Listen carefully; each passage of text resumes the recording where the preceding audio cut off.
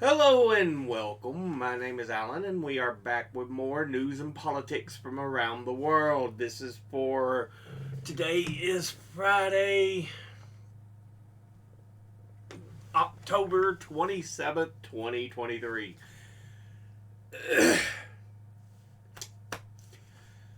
All right. Now,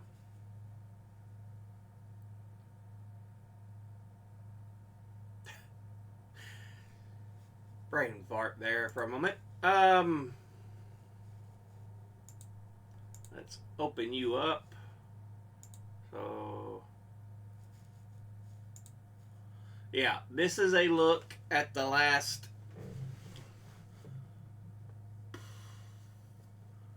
30 years of elections. This was the most recent one, 2020. It's showing how many votes were cast on each side and who won.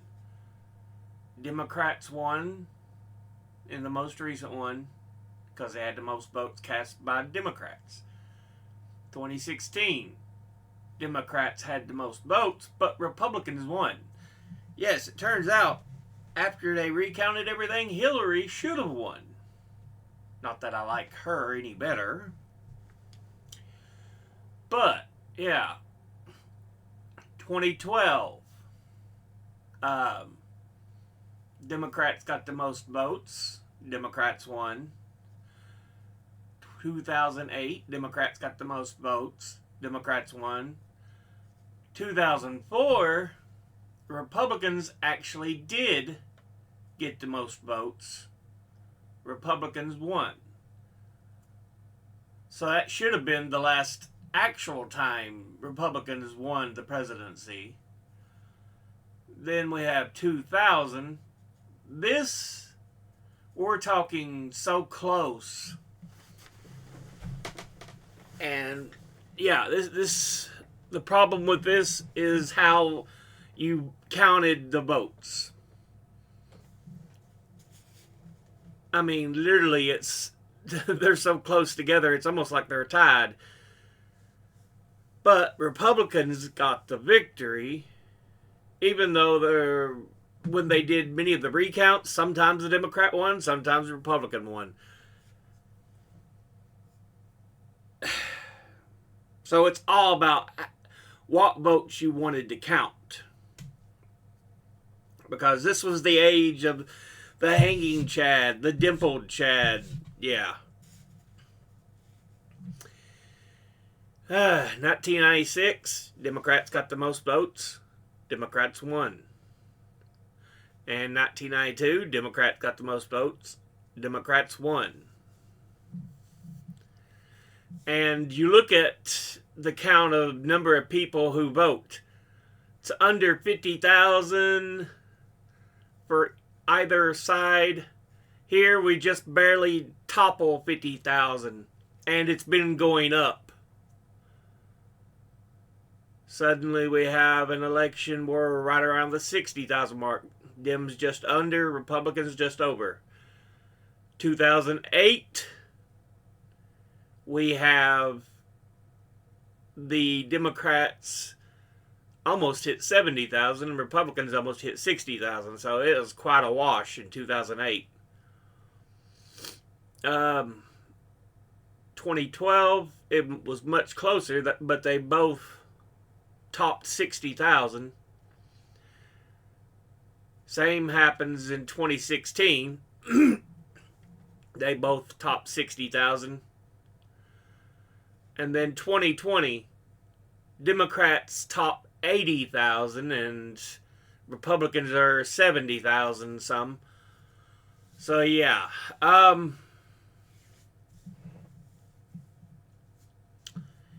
yeah, you can see how the vote amount is going up and up and up and up. The one thing about having horrible presidents is you want to put people are like, I have to vote. I can't let this crap go on again. But yeah, based on this, Democrats should have won this one, and it should have been 4 straight Democrat lineups. Um, Republicans did win this one. To be honest, it's the only one they solidly won.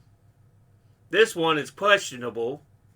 So, yeah, honestly, more often it's Democrats that have the most votes.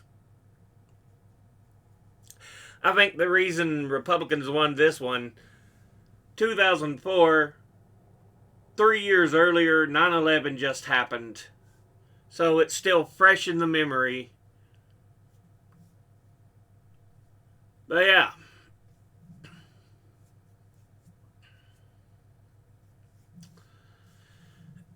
It's just an interesting graph to look at. Always a good thing to see how the data affects everything. But yeah. Now,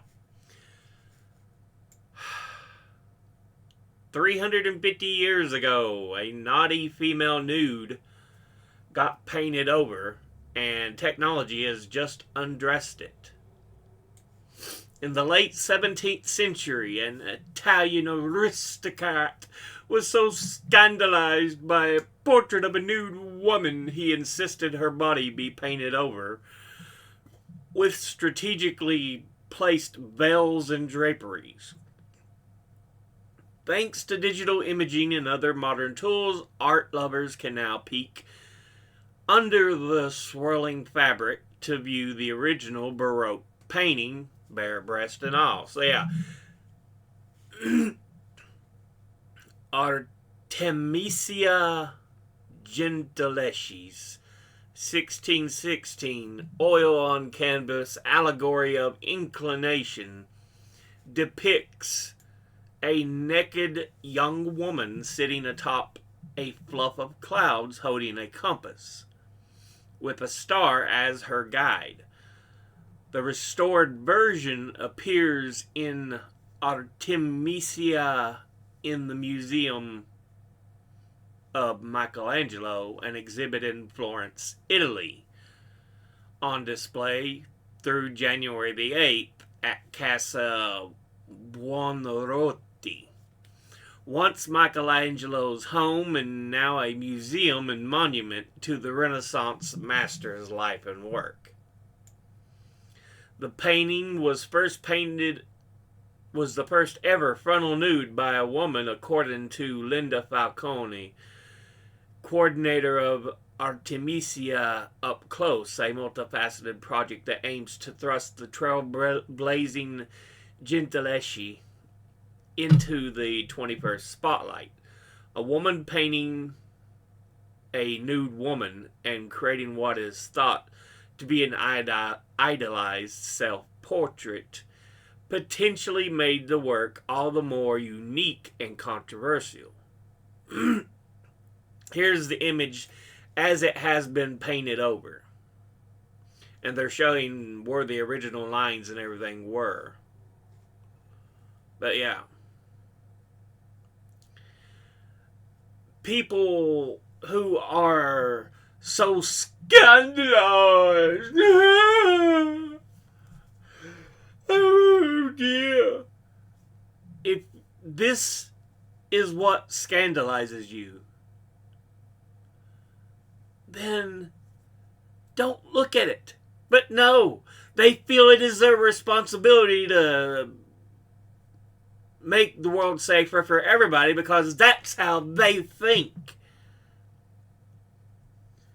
Honestly, nudity should be a natural thing. But no, it's considered scandalous to be nude, to see nudity.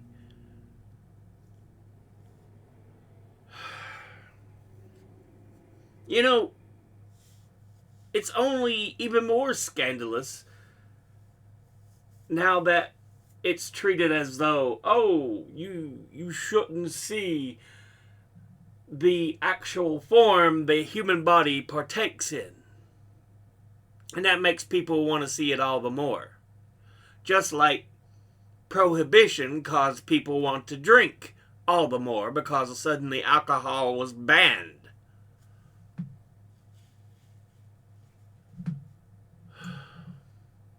But yeah.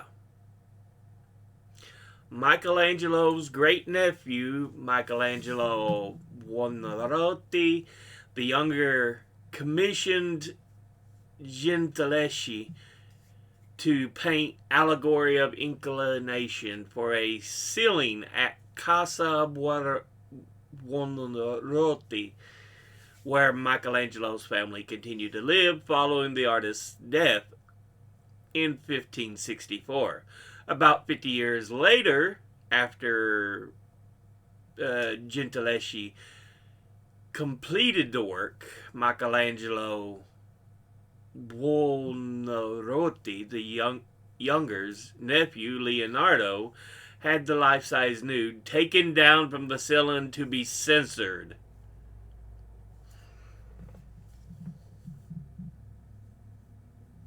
Seriously? Is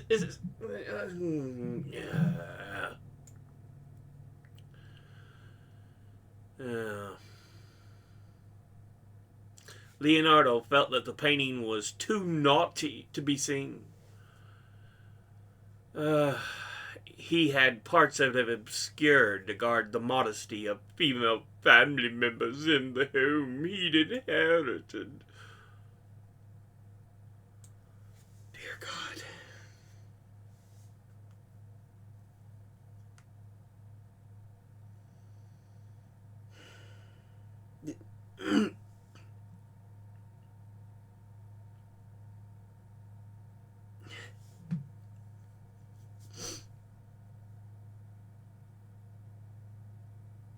What do you expect of the people who say, oh, the forerunner of the entire human race was Adam and Eve and they went around wearing leaves?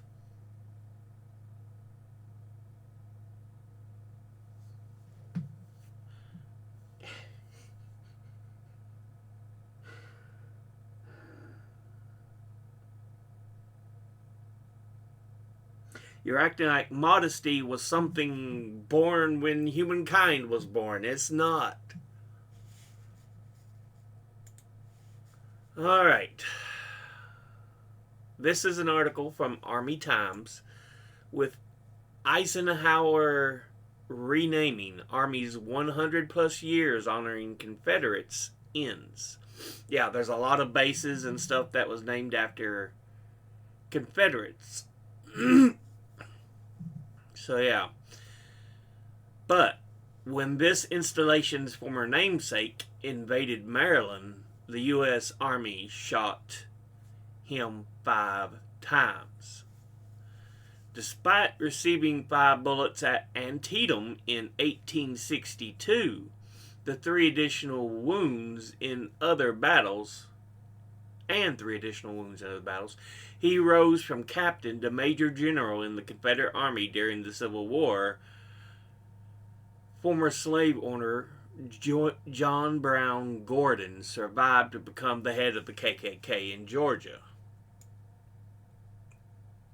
As a member of the U.S. Senate, Gordon helped negotiate the end of Reconstruction in 1877, which rehabilitated the white Southern elite and showed a new era of radical oppression to emerge. Yeah, the end of Reconstruction was such a fuck up. It really was. A 2-term governor of Georgia, Gordon was also the first commander of the United Confederate Veterans. But in a Friday morning ceremony just outside of Augusta, the Army eschewed Gordon's legacy in favor of that of Dwight D. Eisenhower, the post's new namesake. Eisenhower helped lead the destruction of Nazi Germany as a 5-star general in World War II and oversaw key racial integration milestones later as president. In 1957, Eisenhower deployed the 101st Airborne Division to Arkansas and federalized the state's National Guard when the governor attempted to block 9 black students from attending Little Rock Central High School. So yeah, Eisenhower has got his own issues, but he's a much more respectful choice to name a place after.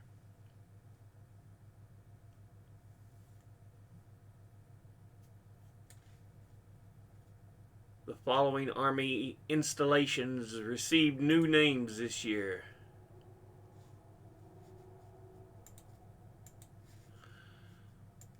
Halfway through the base, name changes, business as usual across the Army. Okay. Yeah, Fort Benning was one I was thinking of because I knew that one. Rechristened as Fort Moore.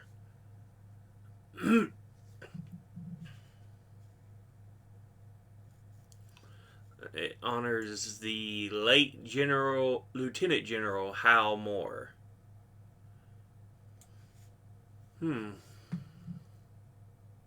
Yeah, we had a number of forts and stuff across the country that are named after Confederacy members. It's like naming a lot of your forts after Nazis. It makes no fucking sense, but because there was like, we like the Confederacy, we love them. Dude, it's a horrible moment in our history. It's not, oh, it's our heritage. No. It's a disgusting moment that we need to learn from. Not treat as though, oh, it was a great moment. No. On the Army's 9 bases named for men who fought against its own soldiers during the Civil War, 5 now sport new names. 4 more await their ceremonies. Fort Barfoot was once known as Fort Pickett. Pickett, of course, I'm assuming is the Pickett of Pickett's Charge, which I think was in Gettysburg. Anyway, Fort Novosel in Alabama was once Fort Rucker. Fort Gregg Adams in Virginia was once Fort Lee, Robert E. Lee, of course. It was renamed for Lieutenant General Arthur Gregg, the first black 3-star general, and Lieutenant Colonel Charity Adams, a black woman who commanded a postal battalion during World War II. Fort Cavazos was once known as Fort Hood, renamed for Infantry General Richard Cavazos, the service's first Latino 4-star. Let's see. We never did reveal who.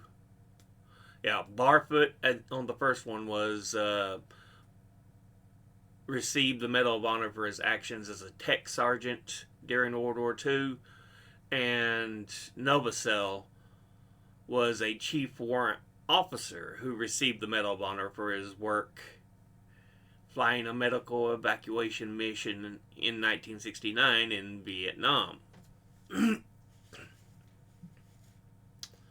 So yeah. Fort Bragg in North Carolina will become Fort Liberty. Fort Polk in Louisiana will become Fort Johnson.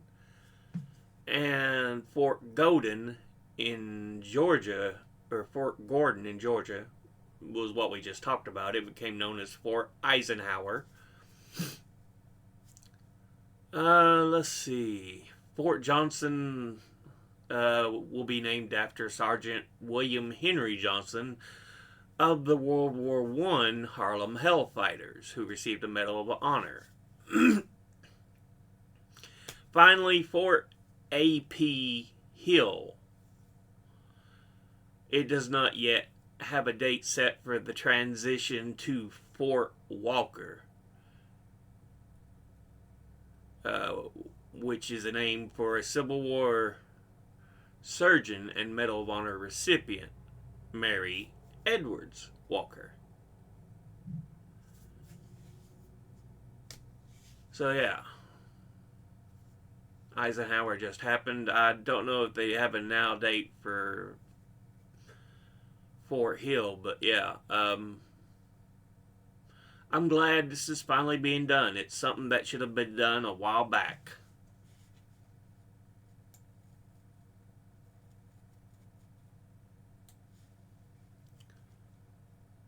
Now, this is from LGBTQ Nation. Matt Gaetz insinuates GOP Representative Jason Smith is a closeted gay man. And apparently he isn't the only Republican being accused of this. Which, honestly, it don't matter. No one gives a fuck about anybody's sexuality except for you dumbasses. But, you know, you act like, oh, it's a scandal. Oh, scandalous. Fuck you, fuckers who act like that is one of the worst things to ever happen. This is from the New Republic. New House Speaker conveniently can't remember his past homophobia. Yeah, he has an extensive record attacking LGBTQ rights, and suddenly he doesn't want to talk about it. How intriguing. Maybe because it's now he's in the center of national spotlight. Newly elected House Speaker Mike Johnson is trying to distance himself from his deeply homophobic track record by claiming he can't remember much of it. During an interview on Fox News, Johnson was asked about comments he made while he was an attorney for the far-right Christian advocacy group Alliance Defending Freedom. During his tenure as senior attorney and spokesperson for ADF, he called homosexuality sinful and destructive, advocated against same-sex marriage, and pushed for the criminalization of gay sex. You notice, most Americans don't give a goddamn fuck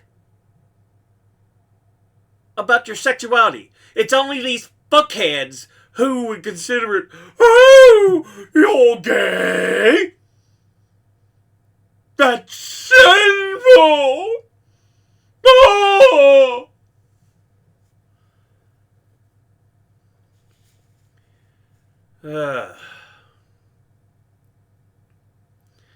Hearing his own comments repeated back to him by Fox's Sean Hannity, Johnson simply replied, I don't even remember some of them. Quickly moving from the I forgot defense, Johnson argued that making homophobic statements was just part of his job in defending the state marriage amendments, which define marriage. Fuck you. Fuck you. Fuck you. Fuck you forever. Naturally. Now, this is from Vice.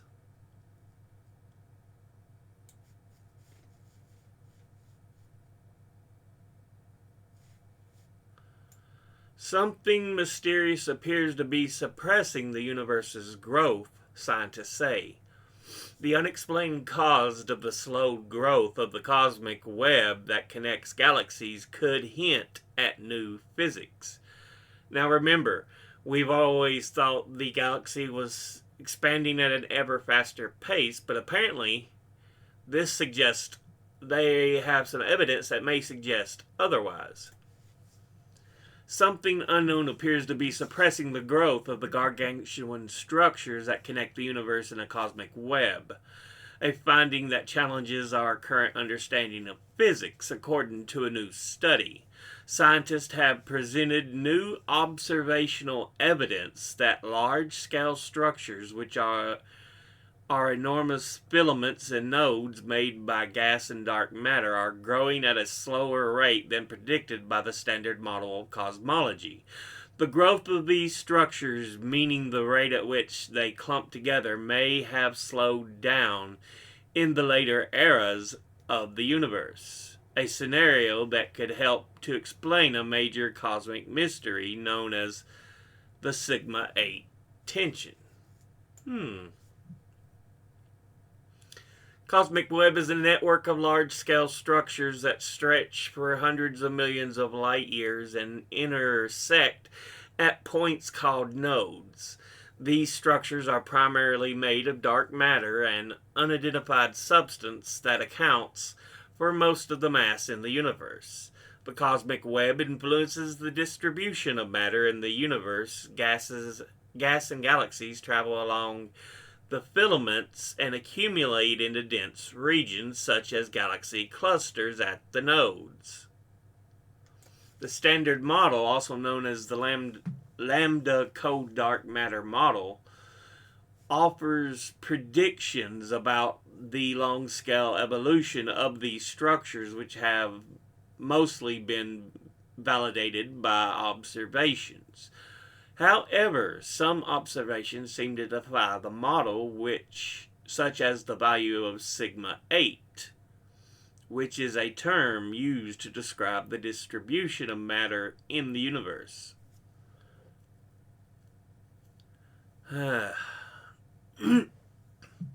What's so interesting is a lot of what we know is just what we've been able to understand of physics and what little of the universe we've been able to actually see. Remember, as a species, we've never been out beyond our solar system. Hell, we've never been out beyond the moon. We've sent satellites and all kinds of things out to study for us, but technically, as far as we've gone in the universe, the moon. We haven't even landed on Mars or anything else like that.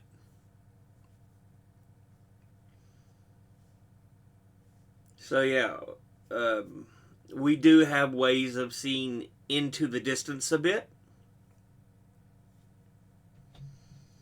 and I've been able to uncover a number of galaxies and stuff, but you got to remember, a lot of this is piecing together from the evidence we find and understand. From the Jerusalem Post, Hamas official asked about massacre of Israelis, storms out of BBC interview.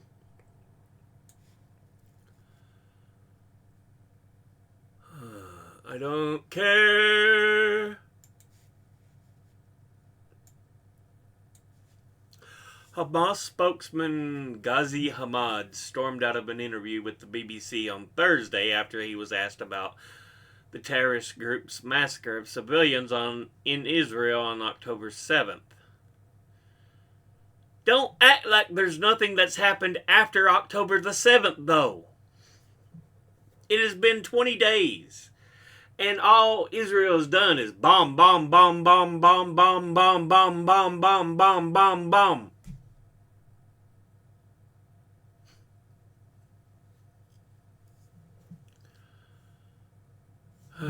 During the interview, Hamad reiterated claims made starting a few days after the massacre that Hamas did not intend to kill any civilians during its assault.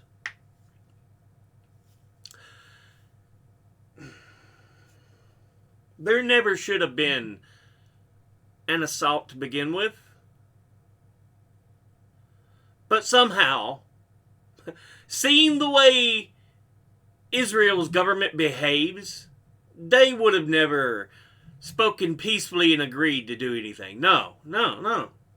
It's only after they get assaulted that they're like, no, kill them all! It's like, seriously? You've been taking everything from the Palestinians and you act like, we're the grieved ones! Fucking hell. Israeli military launches major ground incursion in Gaza. The Israeli military said Friday night local time that its ground forces are expanding their operations in Gaza.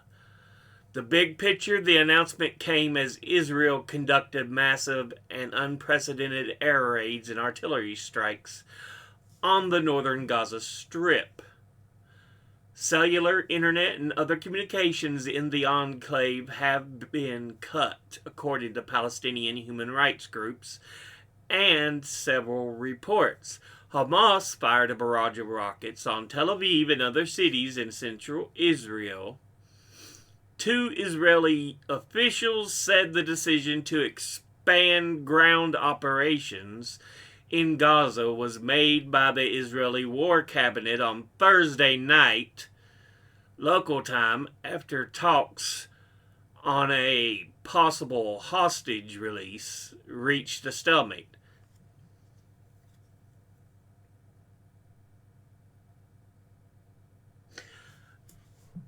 You couldn't have gone in with a ground force from the beginning. Why? Why? I see no fucking goddamn excuse that they couldn't have just gone in on foot into the tunnels and confronted Hamas. But no, they wanted to bomb the shit out of this little tiny area and fucking kill as many fucking civilians as they could. Go interview the Minister of Genocide and ask them what they plan to do next. Going to kill an army of babies? Israeli military says it can't guarantee journalist safety in Gaza. Pfft, that's not a fucking surprise.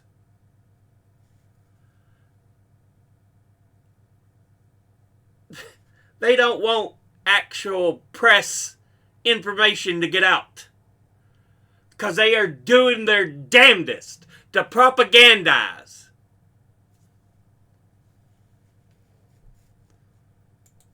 Alright. Pause. All the way to the beginning. Unmute. Israel is one of the most racist countries in the world. While you'll never hear anyone in the mainstream media say this, this is actually one of the most important things you need to understand if you want to know what's happening right now.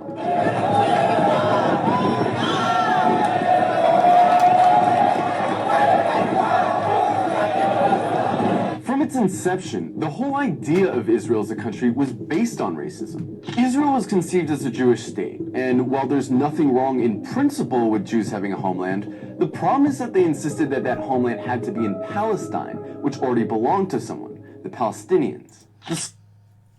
Yeah.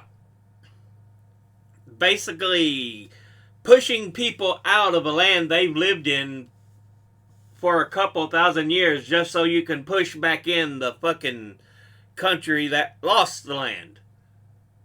How is that fucking fair? How the fuck is that fair? The slogan of Israel's founders was a land for a people without a land.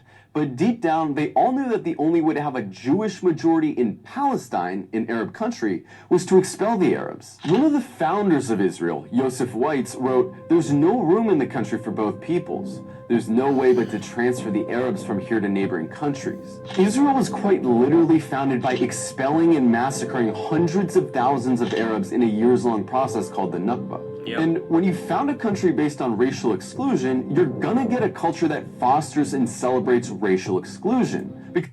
Yeah, pretty much. I mean, the U.S. was founded with an ideation of racism, and look how long that ideation has stuck around. Even though slavery's gone, we went through the civil rights era, although they've tried to go back on some of the laws.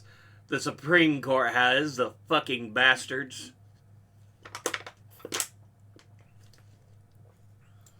Because countries that commit terrible atrocities rarely acknowledge committing those atrocities, and the presence of Palestinians who remained in Palestine became a constant reminder not only of the violence that founded Israel, but of the constantly looming threat that they might come back and try to reclaim their land.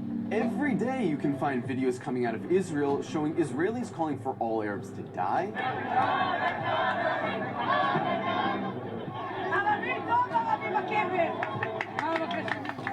insulting the Prophet Muhammad,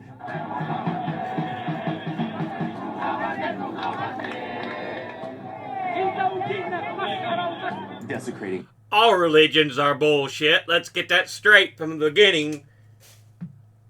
Judaism, Christianity, Islam, all fucking religions are bullshit, because I have yet to see a deity that's real or proof of a deity. But oh, they love to kill in the name of their deities. Mosques, spitting on Christians, mocking and celebrating the murder of Palestinians, committing violent hate crimes against Palestinians, watching Gaza get carpet bombed from a cliffside for entertainment. But don't just go off these anecdotes.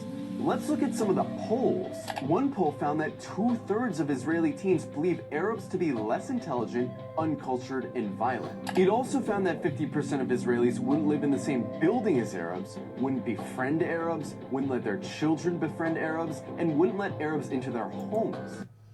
Yet we know thousands of years ago they all lived there in peace. There was nowhere near the upheaval there is now.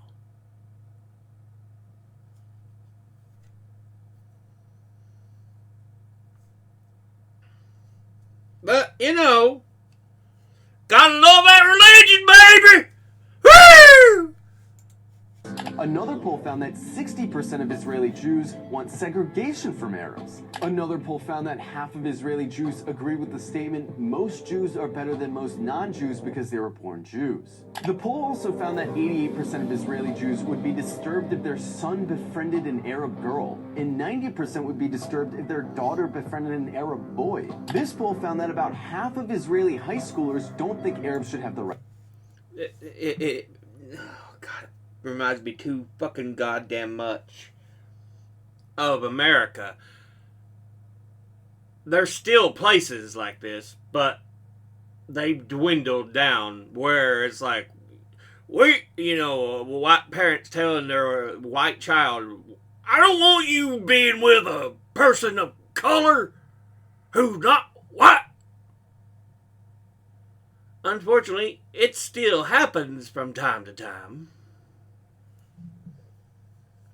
The funny thing is, we're all human. All color is goddamn melanin.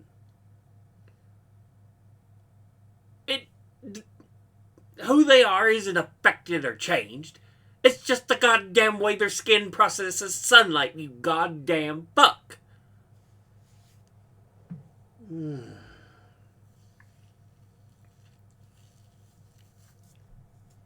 But, you know. Right to vote. Another poll showed that almost half of Israeli Jews don't want Arabs teaching their kids. Not only are these views widely held in Israeli society, they're also represented in government, which codifies these sentiments into law. For example, Israel has a law that says if an Israeli marries a Palestinian, or someone from several other regional Arab states, that person isn't allowed to move in with said Israeli. This law was passed in 2003, but it's been renewed every single year since. Israel Feels too much like the fact that interracial marriage was banned up until, I can't remember the exact year, but the case was Loving v. Virginia. Before that moment,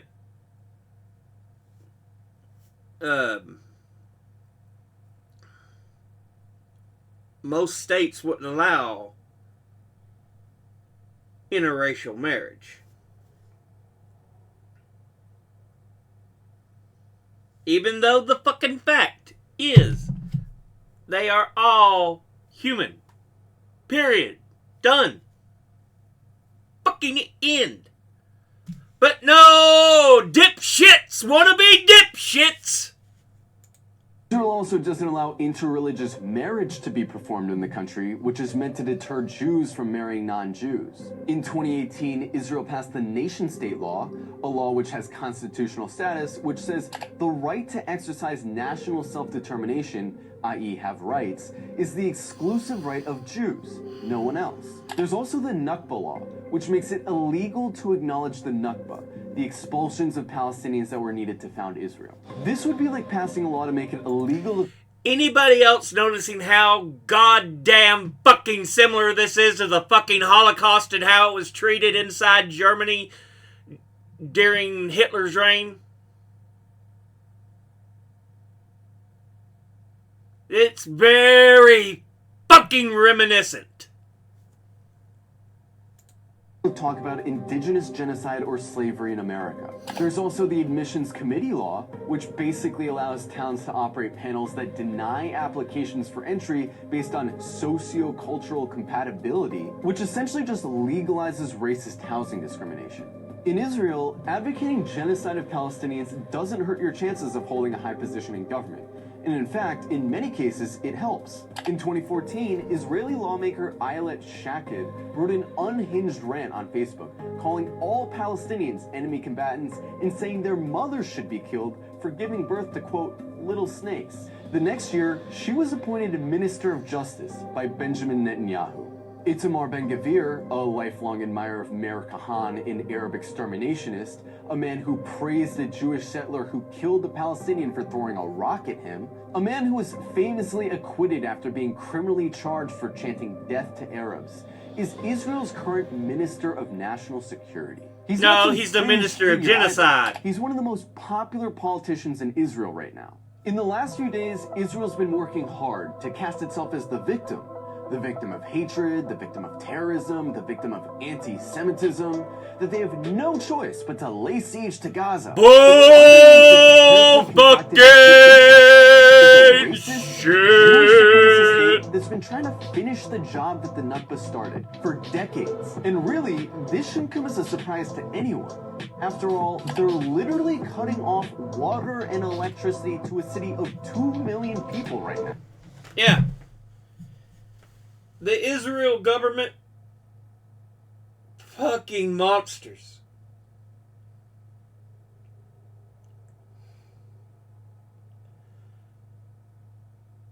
It's supposed to be that the government's a lot more civilized.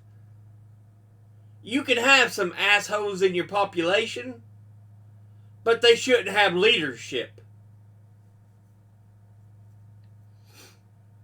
God damn. Fucking sons of bitches. Their generals talk openly about flattening Gaza and killing the animals, meaning Palestinians. It's obvious their goal is genocide. Yeah. That's clear as a goddamn bell. Okay. Al Jazeera correspondent in Gaza, in his last message before the internet blackout, before, they cut the fucking internet in Gaza.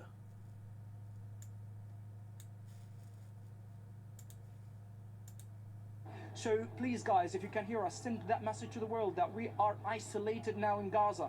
Again, guys, if you can hear us, we are isolated in the territory. We don't have any phone signals.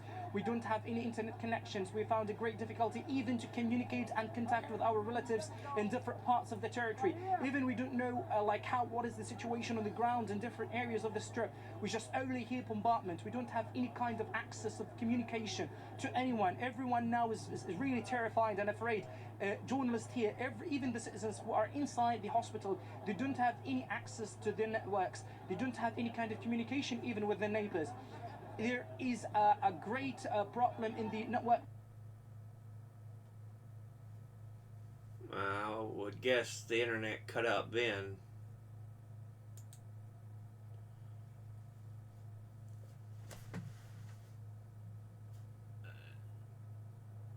The Israeli government is more or less performing its own Holocaust against the Palestinian peoples.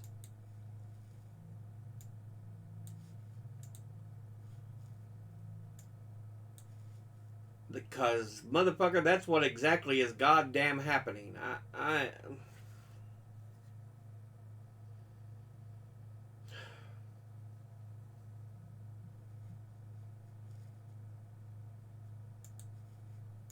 In that statement by the army, they did call on all of those in the area, in the hospital, to evacuate, which is an impossible task given the number of patients that are staying there. We're talking a few thousand, and we've been seeing, Rob, of course, from our teams on the ground, the level of busyness in that hospital where there's just not enough medical supplies, there's not enough doctors, and you can see that they are incredibly overwhelmed under a system that's already collapsed, with a number of hospitals that have already been bombed since this war started. And again, as James was saying, could this be a potential warning to Target so that it can justify what it's doing in front of the international world, especially when you have UN members that are accusing it of war crimes and genocide. And just to give you a bit of context on Al-Shifa Hospital, that whole area, including the complex, it's a massive complex, has between 50 to 60,000 people that have already been displaced multiple times, and that is in the southern parts of Gaza, in a place where Israel said that Gazans should go to. Yeah. But I do want to add something here from That's why you can't trust the goddamn government of Israel. Red Crescent. Of course, this is a moving story, so we're getting a lot of comment. They have already said multiple times, go to the south, go to the south. And then they drop fucking bombs on the south of Gaza. After they tell people, go there, you'll be safe, go there. Fuck you! You don't give a goddamn about the people. You just want to commit genocide. Another fucking Holocaust! Coming out, they said we're completely cut off now from communication with the operations room in the Gaza Strip. It says that it's even affecting central communication services, as in the number that people can call for emergencies, you know, like in some countries 999 or 911, depending where you are in the world, and their number is now down. Of course, all communications are down, which makes it incredibly hard also to be able to come to the aid of those that need it, the civilians, mostly women and children, that are being targeted. Yeah. Israel's basically took everything. Power, water, internet, communications, everything has been cut off for the most part. And now they just bomb them to death. They tell them, oh, you can go to the south of Gaza, and then they bomb the goddamn south of Gaza!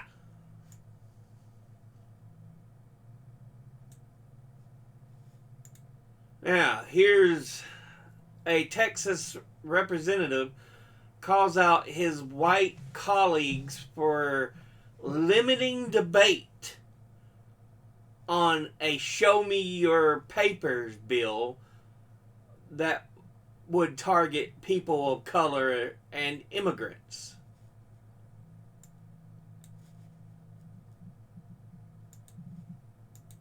Daily goddamn basis. They can't I've stand been on this sitting bill. there, my whole goddamn time listening to y'all motherfuckers. It pisses me off. None of y'all motherfuckers know this shit, bro. You're my friend, man. All I these love cowards. you, but this fucking hurts. The shit that happens on this All goddamn these floor cowards. hurts. I can't go hang out with my. I can't drive my brother, my cousin. Okay, I All can't these take them cowards. anywhere, bro. I can't go to a boiler. I can't go to a baptism because my community's being attacked. I'm surprised you didn't see this coming. Republicans have been this way for quite a while now. They are the party of racist shit fucks. Y'all don't understand the shit that y'all do hurts our community. It hurts us personally, bro. It hurts us. It hurts us to our fucking core. And y'all don't understand that. Y'all don't live in our fucking skin. Y'all don't, man. And that's what pisses me off. I sit there. I've been a good fucking soldier to him. That's right. To my own fucking detriment. That's right. To my own detriment. And to cut off debate when all of our members are trying to have a debate, a civil debate. Nobody's gotten crazy. We're just trying to have a debate. Let the chips fall where they may. We know where the bill's going. Let us debate what we need to debate. Let us blow some steam. But that's fucking bullshit. I've been here 16 years. I've never seen that shit. Cowards.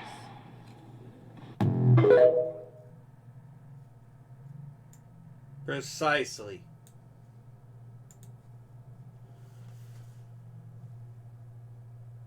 The Republicans do this shit and they act like, oh, we're just protecting people. While we secretly force out people of color and immigrants because we're racist assholes. Fucking shit.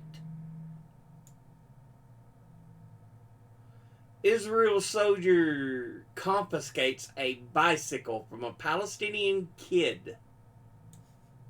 Yeah, there's no goddamn excuse for this bullshit. None.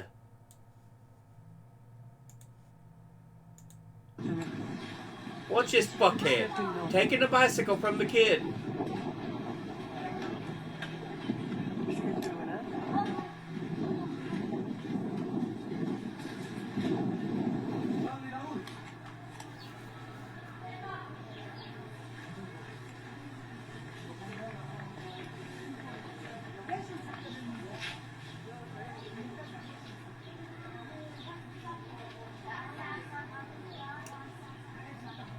The Israeli government and military are monsters.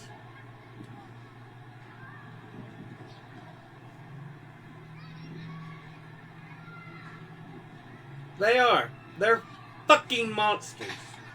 Look at this shit.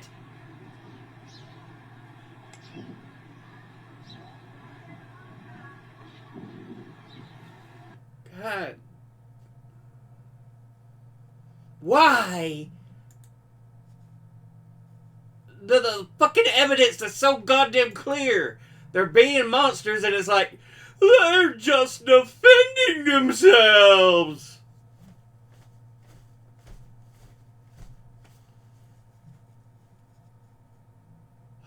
Hundreds of Jewish Americans calling for a ceasefire getting arrested at Grand Central Station in New York. Think about this. Even Jewish Americans, they fucking understand there's some real fucking bullshit going on. They peacefully protest, but they get arrested for protesting against Israel. What is this? God damn.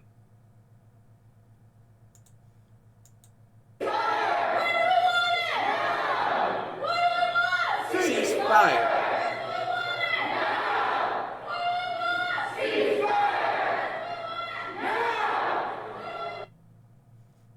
Exactly.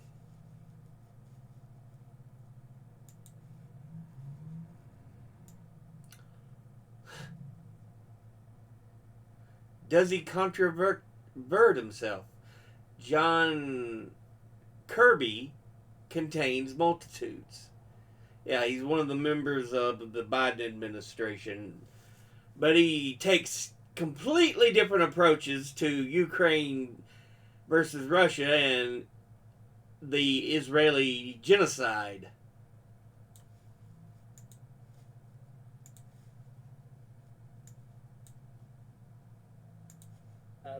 It's hard to look at what he's doing. So this is what he's saying on Ukraine first. In Ukraine, what his forces are doing in Ukraine, and think that any ethical, moral individual could justify that. It's difficult to look at the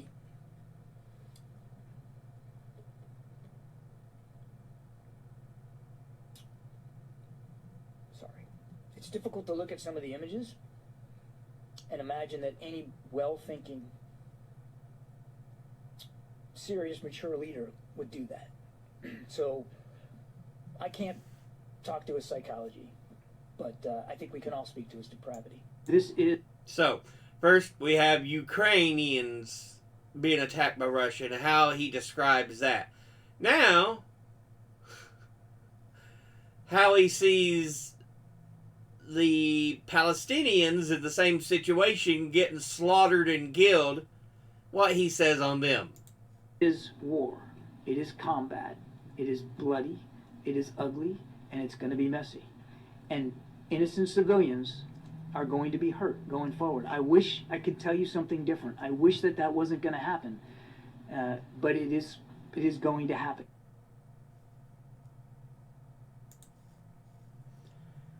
Up here, Ukrainians that get killed, oh, it's a horrible, horrible thing. Meanwhile, Palestinians who are getting slaughtered and put through a genocide, it's just the way it goes. They're fucking casualties of war. It's just how things are. Finally, the Israeli delegation to the United Nations are demanding the resignation of the UN Secretary General for saying this.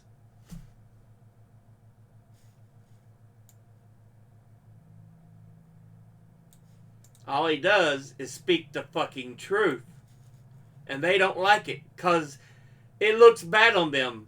What I say to them is stop being fucking monsters and show some human civility. It is important to also recognize the attacks by Hamas did not happen in a vacuum. The Palestinian people have been subjected to 56 years of suffocating occupation. They have seen their land steadily devoured by settlements and plagued by violence, their economy stifled, their people displaced, and their homes demolished.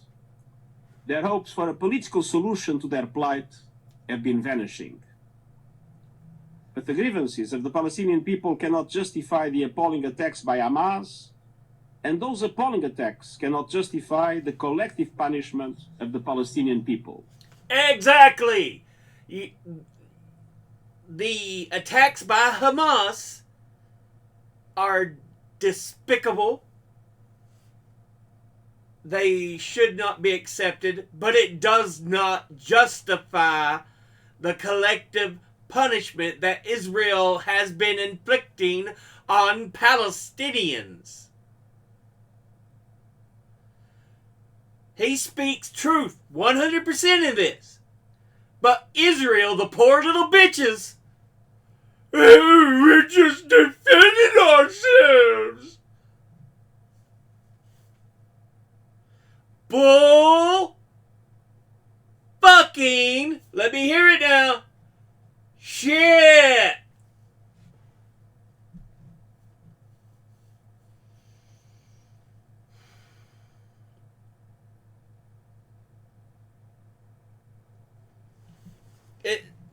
The goddamn world has went crazy.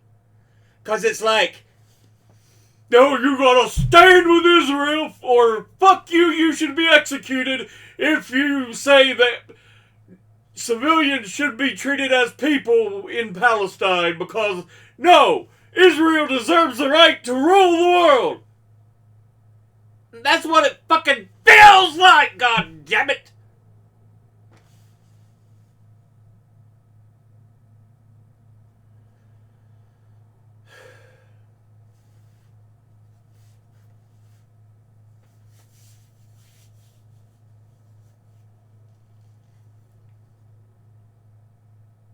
Whatever.